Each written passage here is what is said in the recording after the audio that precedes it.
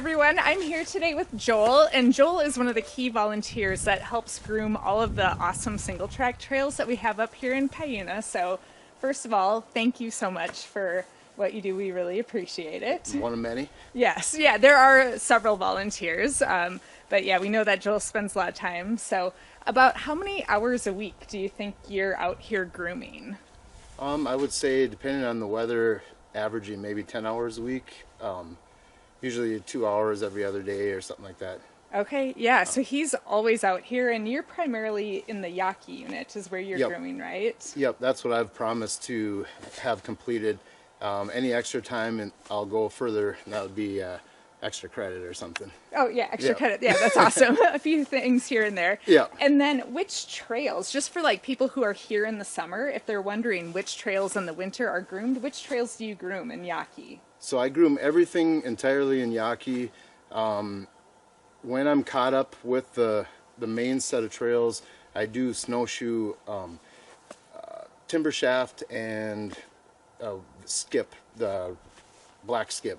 Okay. Black diamond skip. I'm sorry. So some of those really technical trails then are groomed in the winter time as well. Correct. Yeah, and a lot of people really like that because maybe they can't ride them in the summer because they're so technical, but the snow really eliminates a lot of the difficulty. So you can go through there and you kind of build confidence, and then maybe you can do it in the summer. Oh, I'm going to have to try that because I have not been brave enough to do those yet. So Sure. Maybe I have to try that in the winter. So that's awesome. And then in addition to the Yaki unit, the other side of the trails are groomed as well. So do you know some of the trails that are groomed in the winter over there? Yeah, so our main goal is Yaki, so we can always guarantee somebody a place to ride. And then our next step is to provide connection from the rally center, which is out of Ironton, to Yaki. So then we have dragline and the switchbacks, you know, both north and south of those. So we try to connect it so if you park in rally center, you can come all the way over to Yaki. And then a lot of times Galloping Goose, which goes to the west of rally center, that is almost entirely groomed all winter long. And then the trails that go off of that, like Sandhog and what else, will be done as we're able to get volunteer time in there. So it's a lot of it takes a lot of hard labor, so it's hard to find free time. Yes, I know a few people who have done this, and they said it's like wrestling a bear to groom. Pretty similar. So we'll have some footage of Joel grooming so that you can see exactly what he's wrestling.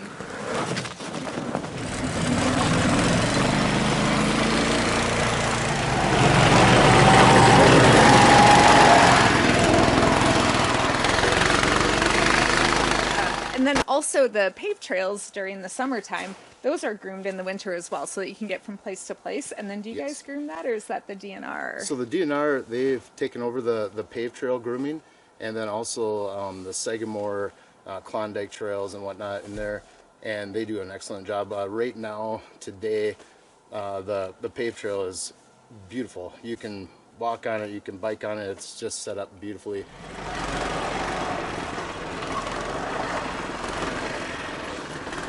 Okay, so Joel, I know you had mentioned 10 hours a week, but that's once the trails are established.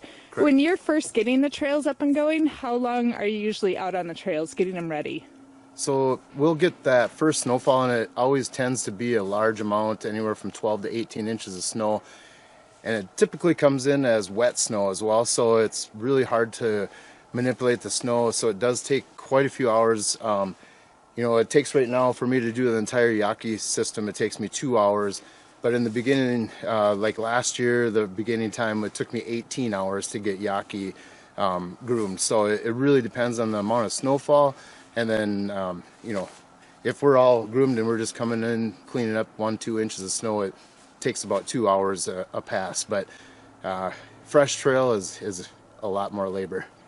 Okay, yep, understandable. And then for the tire pressure, I know that there's a lot of discussion about it, but the importance of the tire pressure is so that... Yeah, tire pressure is a problem, and it's something that's a lot of times not people's fault because they're just new to fat biking. They don't understand what they're doing or why it's so difficult for them. But air pressure is maybe not the pressure itself specifically, it's what is leaving a rut. If it's leaving a rut, then you want to drop air.